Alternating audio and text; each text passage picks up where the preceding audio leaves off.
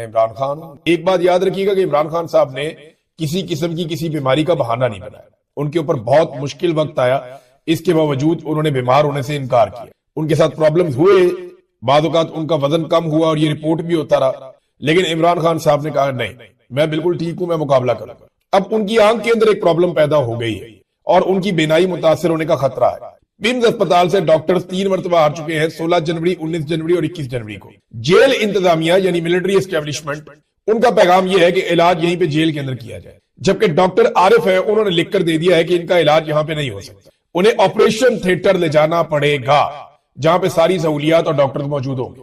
3 injection लगने उन्हें। Doctor के मुताबिक मामला इंतहाई हसास नौयत का है और अगर बगैर तवज्जो दिए और पूरा मुआयना किए उन्हें यहां जेल में ट्रीटमेंट दे दूं तो कल को इमरान खान साहब को या उनकी आंख को कोई नुकसान पहुंच जाए तो ये मेरे जिम्मे आ जाएगा। इसलिए हम ये रिस्क नहीं ले सकते कि उन्हें यहां पे जेल में ट्रीटमेंट दी जाए। जेल में बैठा हुआ आदमी इनके ऊपर इतना हावी हो गया कि बैनुल-अक़वामी सतह पे या पाकिस्तान के अंदर इनके तमाम फैसले कैदी नंबर 804 के इर्द गिर्द घूम रहे हैं। अब जब तक ये कैदी नंबर 804 को अपने दिमाग से नहीं निकालेंगे तब तक ये कोई दिमाग के साथ फैसला कर नहीं पाएंगे, तब तक कोई ऐसा फैसला नहीं कर पाएंगे जिसमें दानिशमंदी हो। आज आप पाकिस्तान में कोई इलेक्शन, कोई सर्वे करवा ले, पाकिस्तान की एस्टेब्लिशमेंट की औकात 5% भी नहीं रह गई। ये इमरान खान ने करके दिखा। आसमा जहांगीर कितनी कोशिश की, नहीं कर पाई। अपने हम ख्याल लोग तो उन्होंने पैदा किए, नहीं कर पाई, लेकिन सलाम है उनकी कोशिश को। बहुत सारे लोगों ने कोशिश की, बेनजीर ने कोशिश की, नहीं कर पाए, एक हद से आगे नहीं जा पाए। लेकिन इमरान खान ने कोशिश की और पूरी कौम को ट्रिगर कर दिया और ला के मसला समझा दिया सादा अल्फाज में कि ये है पाकिस्तान का असल मसला। अब अगर कभी पाकिस्तान तहरीक इंसाफ पीछे हट भी जाए ना, तो जो एक लोगों की बहुत बड़ी तादाद बन गई है जो इस मामले को समझ गए, वो अपने इस नुक्ते पे खड़े जरूर रहेंगे, कभी ज्यादा कभी कम। तो ये एक बड़ी पॉजिटिव चेंज है जो इमरान खान साहब लेकर आए पाकिस्तान में। पाकिस्तान तहरीक इंसाफ सोशल मीडिया के ऊपर जो आसिम मुनीर और उनके साथियों के खिलाफ जो तनकीद करती है, वो तनकीद बंद होनी चाहिए। वो कहते हैं जी प्रोपेगेंडा है, ये बंद होना चाहिए। बहुत सारी ऐसी चीजें मैं भी सारा दिन में देखता हूं जो नहीं होनी चाहिए। मैंने कई दफा हर जगह जाता हूं, लोगों को कहता हूं कि गाली का जवाब गाली से नहीं देना। बहरहाल दूसरी जानब तहरीक इंसाफ ये कहती है कि जो जुल्म और जबर का सिलसिला है वो बंद किया जाए। यहां पे दोनों के सींग फंसे हुए हैं। यानी पीटीआई ये कहती है कि आप जुल्म और जबर बंद करें, हम तनकीद बंद कर देंगे। हुकूमत और एस्टेब्लिशमेंट ये कहती है नहीं जी, आप आसिम मुनीर और उनके साथियों में तनकीद बंद करें, फिर हम आपके साथ बैठेंगे, बात करेंगे। यहां पे इनके सींग फंसे हुए हैं। अब अगर पीटीआई के सोशल मीडिया को आप साथ रख देना, तो मैं एक चीज आपको बड़ी क्लियरली बता देता हूं कि इस वक्त पाकिस्तान में जो मौजूदा रजीम है, इसमें सबसे ज्यादा ताकतवर तो आसिम मुनीर साहब है। आसिम मुनीर के बारे में इस वक्त जो सबसे सख्त पाकिस्तान में मौकिफ है पाकिस्तान तहरीक इंसाफ के अंदर, वो इमरान खान साहब का है। ये आप क्लियर कर दें कि कोई शख्स भी इमरान खान साहब के मौकिफ के आद तक भी नहीं पहुंच सका जो इमरान खान साहब जेल से बैठकर बात करते हैं।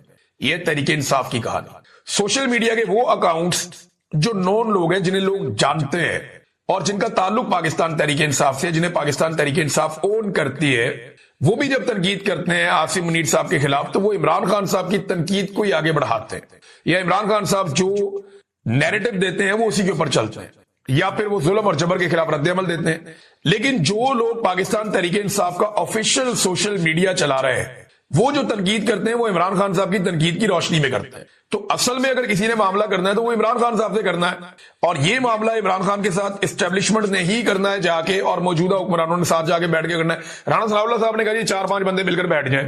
अब लोग उसके ऊपर कह रहे हैं जी कि इमरान खान साहब राजी नहीं होंगे बैठने के लिए, बाकी लोग बैठ जाएंगे। तो ये फैसला इमरान खान ने या मौजूदा रजीम ने करना है। मौजूदा रजीम अगर संजीदा होता, देखें ये बयानिया बनाया जा रहा है कि इमरान खान बात नहीं करना चाहते, या जो पाकिस्तान से बाहर मौजूद लोग हैं वो बात होने नहीं देना चाहते, तो अगर इमरान खान सुबह बैठ जाए बातचीत करने के लिए, तो कौन है जो कहे कि बात नहीं करनी चाहिए? बताए ना, पूरी दुनिया में कोई एक बंदा बताएं जो ये कहे कि इमरान खान को बातचीत नहीं करनी चाहिए। कोई ज़हनी मरीज ही होगा जो ये कहेगा कि बातचीत नहीं करनी चाहिए। मुझे तो नहीं लगता पाकिस्तान तहरीक इंसाफ का कोई ऑफिशियल सोशल मीडिया या जो लोग पाकिस्तान से जर्नलिस्ट बाहर आ गए हैं, कोई भी ये कहेगा कि इमरान खान को बात ही नहीं करनी चाहिए। ये तो सब कहते हैं कि जंगों का फैसला भी टेबल के ऊपर होता है। तो इमरान खान को और बाकी लोगों को अगर बैठ के बात करनी है तो बात करके कोई मसले का हल निकाल लें। अगर इमरान खान ने बात ना करनी होती तो पिछले साल मुज़ाकरात शुरू ना होते, और जब पिछले साल मुज़ाकरात हुए तो सबने उसको अप्रिशिएट किया कि ठीक है यार, इमरान खान ने फैसला किया है तो इसमें से कोई नतीजा निकलेगा या ये एक्सपोज हो जाएंगे। तो वो एक्सपोज हो गए, नतीजा निकला ही नहीं। देखिए, दरअसल ये एक वारदात है जो मुझे दिखाई दे रहा है। कोई भी मुज़ाकरात इमरान खान से करने में संजीदा नहीं है। अगर ये संजीदा होते तो इमरान खान और बुशरा बीबी को इस वक्त सजाएं ना सुनाई जा रही होती। अगर ये संजीदा होते तो बैरून मुल्क जो सहाफी मौजूद है या दीगर लोग मौजूद हैं उन्हें इस वक्त सजाएं ना सुनाई जा रही होती। 85 साल की सजाएं इन्होंने दे दी। फिर जो पकड़ दकड़ हो रही है लगातार, जो प्रोपेगेंडा लगातार करवाया जा रहा है, ये ना करवाया जा रहा होता। फैज हमीद वाले बयान के बाद अली अशफाक का लाइसेंस मुअत्तल हो जाता है। फिर आप देखें ना, इमरान खान साहब की कैद तन्हाई, इसको आप गौर करें। अगर मुखलिस होते मुज़ाकरात में तो इस वक्त इमरान खान की कम से कम अचकजई साहब से, बैरिस्टर गौर साहब से, अल्लामा राजा नासिर अब्बास साहब से या ऐसे लोगों से मुलाकात करवा देते जिन लोगों के बारे में एस्टेब्लिशमेंट कम से कम ये समझती है कि मामला फहम लोग है, ये मामला आगे हल होने की तरफ जाएगा। लेकिन किसी की इस तरफ तवज्जो नहीं है, ना कोई ये करना चाहता है। मेरी दानिश में ये मेरा एनालिसिस है। ये सिर्फ कह रहे हैं कि मुज़ाकरात करना चाहते हैं और इमरान खान नहीं चाह रहा मुज़ाकरात करना, ऐसा नहीं है। अगर कोई भी इमरान खान साहब से बात करने जाएगा तो वो बात कर लेंगे, लेकिन बातचीत होगी किन शराइत में, यहां मामला फंस जाता है। इमरान खान कहते हैं कि ये हुकूमत जाली है, ये अवाम ने बनाई नहीं, ये जबरदस्ती लाकर बिठाए गए हैं लोग। आप नया इलेक्शन करवा लें या फिर आप मैंडेट जो है वो वापस करें, यानी कोई इंसाफ की बात कर लें ना, कोई डेमोक्रेसी की बात कर लें। ये लोग कहते हैं नहीं खान साहब चुप करके बैठ जाए, कोई किसी किस्म की आपने सियासत नहीं करनी, कोई लड़ाई आपने नहीं करनी, आपके लिए हम रास्ते आसान कर देंगे, हुकूमत को इसकी मुद्दत पूरी करने दें। दूसरी कहानी ये, अब यहां पे जो भी फैसला करना है वो इमरान खान ने करना है। बाहर बैठा हुआ कोई आदमी हो, एक्स वाई जेड कोई भी हो, किसी के पास ना ये इख्तियार है, ना कोई मेरे ख्याल में ये चाहेगा कि वो इमरान खान साहब को यहां से कोई रिमोट कंट्रोल से कंट्रोल कर दे।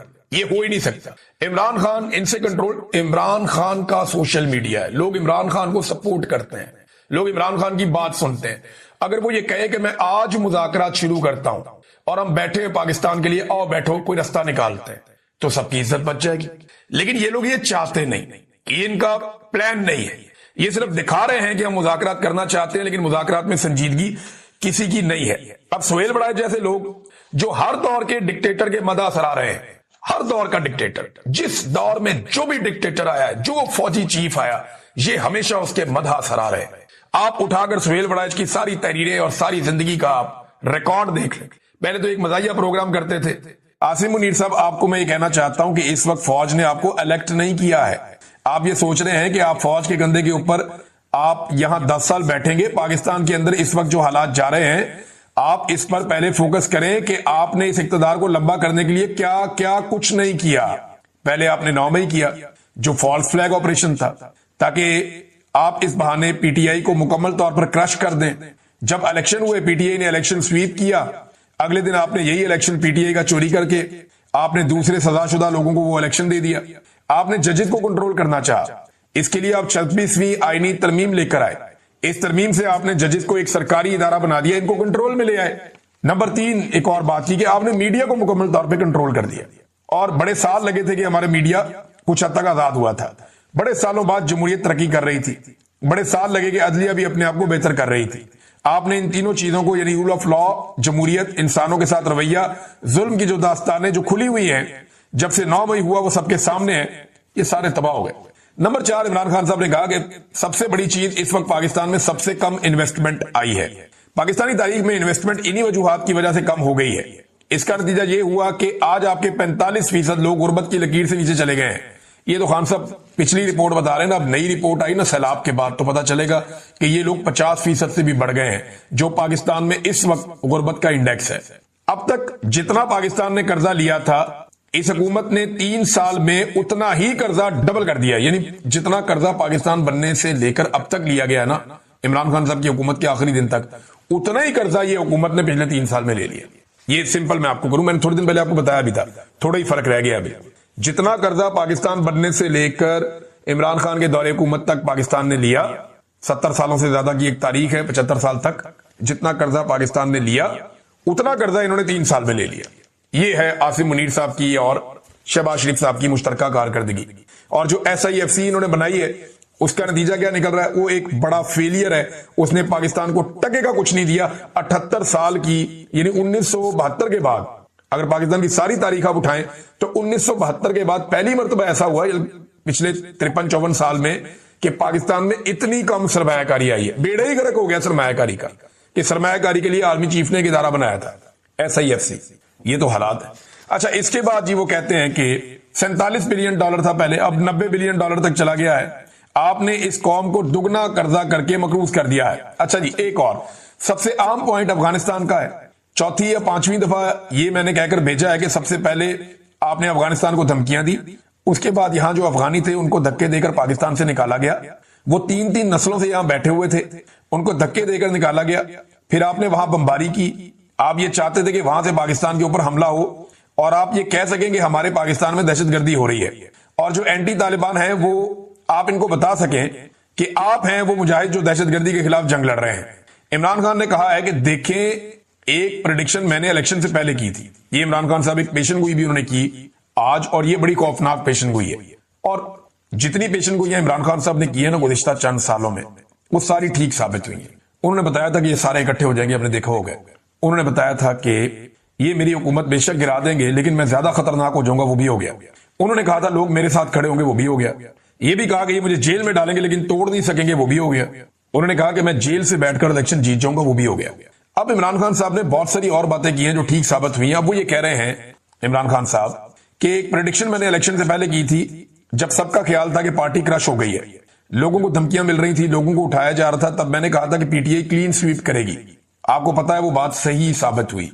अब मैं अगली पेशन गोई करने जा रहा हूं और आपको ये बता देना चाहता हूं, अब वो वक्त बहुत जल्दी से आ गया है और आ रहा है जिस वक्त पाकिस्तान में इन सारी वजूहात की वजह से, इस जुल्म के निजाम की वजह से, मईशत की तबाही की वजह से और नाइंसाफी की वजह से हालात तेजी से उस तरफ जा रहे हैं जहां ये पाकिस्तान में वही हाल होगा जो श्रीलंका, बांग्लादेश और नेपाल में हुआ। पाकिस्तान के हालात बड़ी तेजी से उस तरफ जा रहे हैं। आखिरी पैगाम इमरान खान साहब ने अपनी पार्टी की आदत को दिया कि पीटीआई ने सारे लीगल रास्ते अपनाए, हमने कभी इंतशार नहीं किया, हमने कानून का रास्ता इख्तियार किया है। हमारी पीटीआई ने कोशिश की कि अच्छी तरह आसिम मुनीर के साथ चलें, हुकूमत के साथ और एस्टेब्लिशमेंट के साथ चलें, लेकिन अब वो टाइम नहीं रहा। हमारे ये करने के बावजूद जुल्म और फसाइयत बढ़ती गई, एक एक करके सीटें छीनते गए। अब ये आपको रोज 10-10 साल की सजाएं दे रहे हैं। थोड़ी सी बात होती है आपको नायल कर देते हैं, आप असेंबली में बात करते हैं आपको नायल कर दिया जाता है। आप समझ ले अब वक्त आ गया है कि आप असली अपोजिशन का किरदार अदा करें।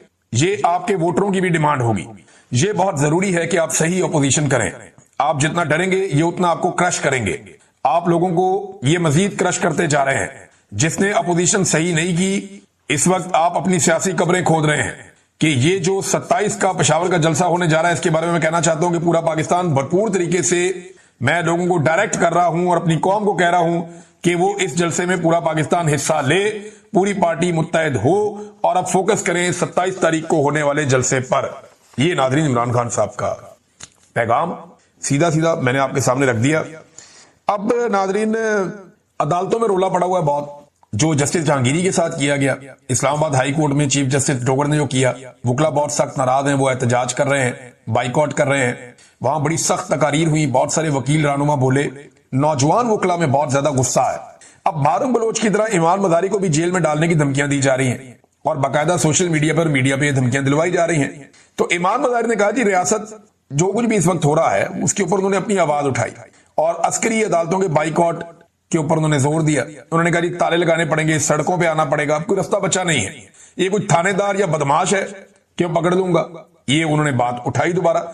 Chief marshal administrator justice Dogar, ये जनाब उनका जो कैरेक्टर है उसको ऐसे पोर्ट्रे किया।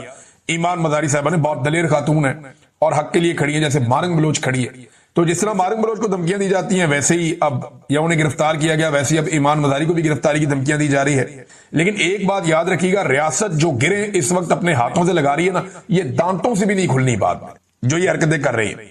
ये दाग इनके ऊपर लगे रहेंगे, ये साफ नहीं होंगे जब तक कि ये जो मुजरिम है इस वक्त एस्टेब्लिशमेंट में, ये सारे कटहरे में नहीं आते, तब तक ये दाग नहीं धुलने वाले।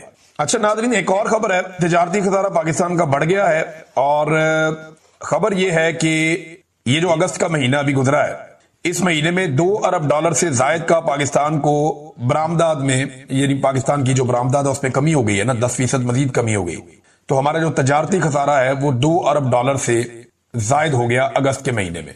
तो SIFC किधर है? सफेद हाथी है, कोई टके का काम नहीं किया। ना पाकिस्तान में सरमायाकारी आ रही है, ना हमारी एक्सपोर्ट्स के अंदर इजाफा हो रहा है, ना हमारी सयाहत बेहतर हो रही है, ना हमारा अमन व अमान बेहतर हो रहा है। हम सिर्फ अपने घर का सामान बेच रहे हैं, हम सिर्फ अपनी मादनियात बेच रहे हैं, हम अपने